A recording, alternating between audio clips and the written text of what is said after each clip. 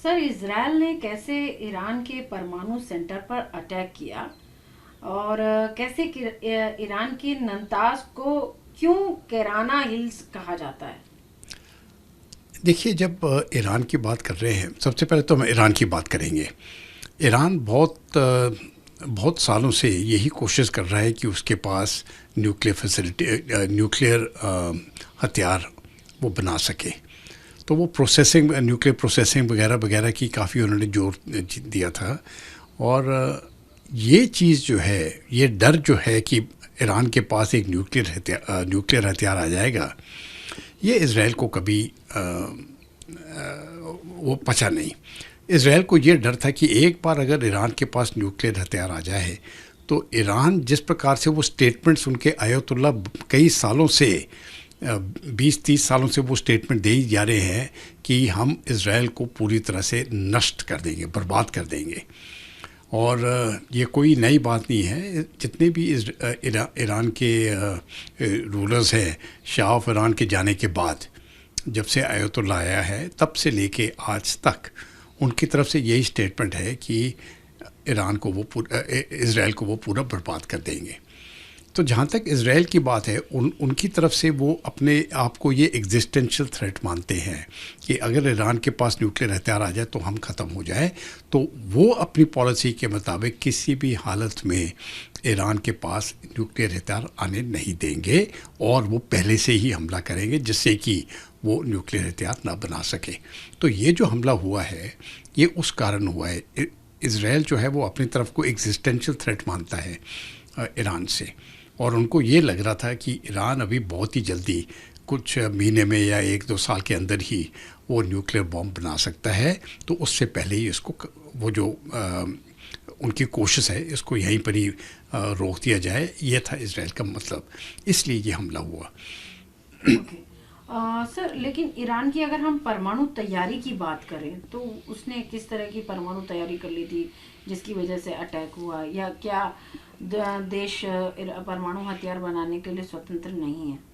देखिए, परमाणु हथियार बनाने के लिए वे जो न्यूक्लियर फ्यूल होता है, जो उसका न्यूक्लियर वेस्ट जो होता है उसको रीप्रोसेस करके फिर वो वेपन ग्रेड प्लूटोनियम या ये बन जाता है। ये जो यूरेनियम का जो वेस्ट मटेरियल है वहाँ से।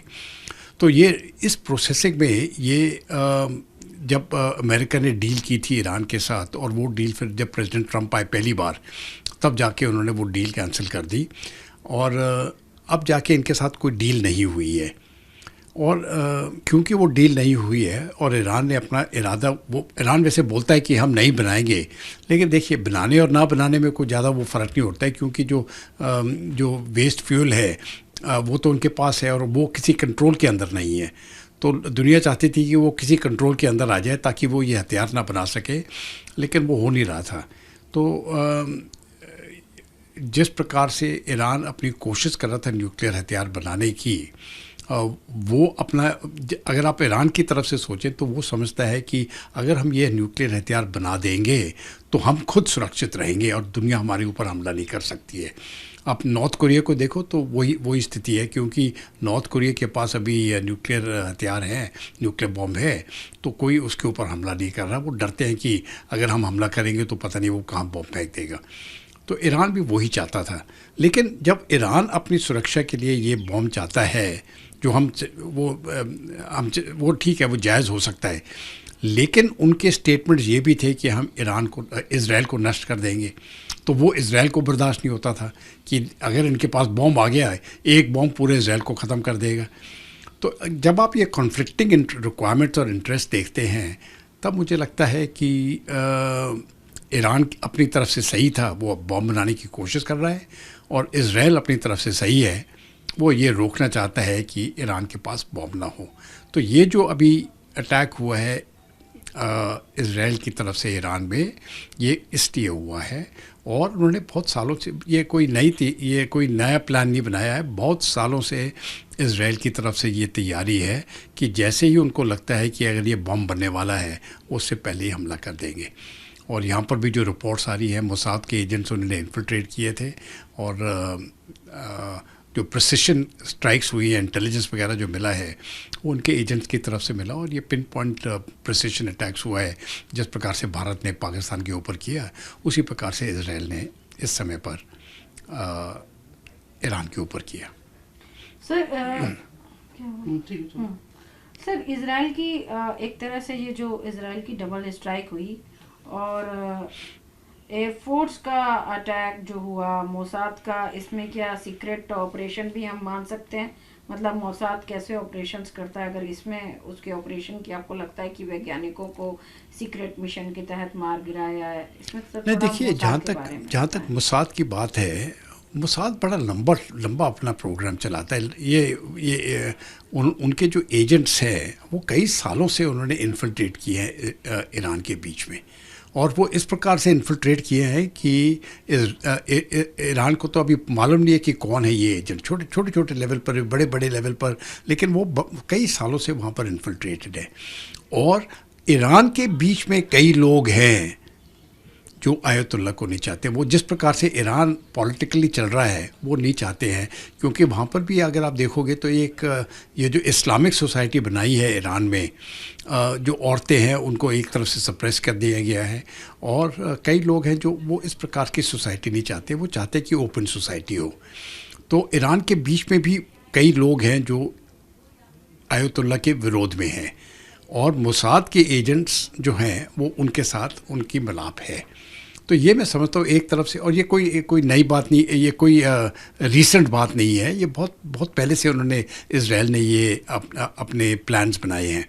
तो उनके एजेंट्स, मोसाद के एजेंट्स जो इन्फिल्ट्रेट हुए हैं ईरान के, वो अभी के नहीं है, वो बहुत पुराने इन्फिल्ट्रेट हुए हैं। तो इन एजेंट्स को मालूम था पिन पॉइंट प्रिसिशन की ईरान के न्यूक्लियर साइंटिस्ट किस जगह पर हैं, उनके मिलिट्री ऑफिसर्स किस जगह पर हैं, जो भी सीनियर लीडरशिप है वो एक समय पर कहाँ पर है, उनके एयर डिफेंस सिस्टम्स कहाँ पर हैं। क्योंकि अभी जो शुरू में हमला हुआ है वो ईरान के एयर डिफेंस सिस्टम्स के ऊपर हुआ है, ताकि ईरान रिएक्ट ना कर सके। जो उनके रेडार्स हैं, उनके बाकी मिसाइल साइट्स हैं, वहाँ पर उन्होंने शुरू में हमला कर दिया, और उसके बाद जाके उन्होंने न्यूक्लियर फैसिलिटीज़ के ऊपर अटैक किया है। तो ये बहुत लंबी प्लानिंग की है इजराइल की इंटेलिजेंस सर्विसेज ने, और मैं समझता हूँ बहुत प्रिसिशन के साथ किया है, और इसीलिए एक तो कोलैटरल डैमेज नहीं है, और दूसरा बहुत भारी तादाद में जो टारगेटेड फिगर्स है वो एलिमिनेट कर दिए गए हैं। उनके आर्मी चीफ मार दिए गए हैं, उनके जो हेड ऑफ रेवोल्यूशनरी गार्ड्स हैं वो मार दिए गए हैं, उनके लीडिंग न्यूक्लियर साइंटिस्ट जो हैं वो सब खत्म हो गए हैं। सर, चेतावनी के बाद भी हमले क्यों नहीं रोक पाया ईरान? क्या ईरान के एयर डिफेंस हथियार नाकाम साबित हुए? अगर नहीं, वो उनके हथियार नाकामयाब नहीं थे, वो उनके हथियार टारगेट हुए। और ये जो मोसाद के एजेंट्स पहले से ही इन्फिल्ट्रेट कर दिए गए थे, और जो ईरान के बीच में जो लोग हैं जो आयतुल्लाह को नहीं चाहते हैं, ये उनके साथ मिले हुए थे। तो सबसे पहले उन्होंने उनका एयर डिफेंस सिस्टम ही न्यूट्रलाइज करवा दिया। अटैक सबसे पहले वहाँ पर हुए, और इसलिए क्या किया था उन्होंने, वो मुझे लगता है कि ड्रोन्स इन्फिल्ट्रेट किए गए थे जो उनके उन लोकेशंस के नज़दीक थे वो, और वहाँ से उनको हमला किया है। ये हमला, ड्रोन्स का जो हमला हुआ है, ये इजराइल से नहीं हुआ है, ये हुआ ईरान के अंदर से ही।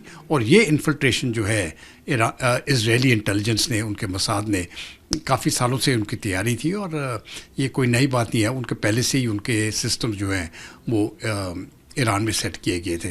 तो वो जब मोसाद इंटेलिजेंस ऑपरेशन के थ्रू उनका जो एयर डिफेंस सिस्टम है पहले वो न्यूट्रलाइज़ किया, और उसके बाद जाके उनके जो मिसाइल्स हैं उन्होंने फिर जो उनके न्यूक्लियर इंस्टॉलेशन हैं उनको जाके न्यूट्रलाइज़ किया।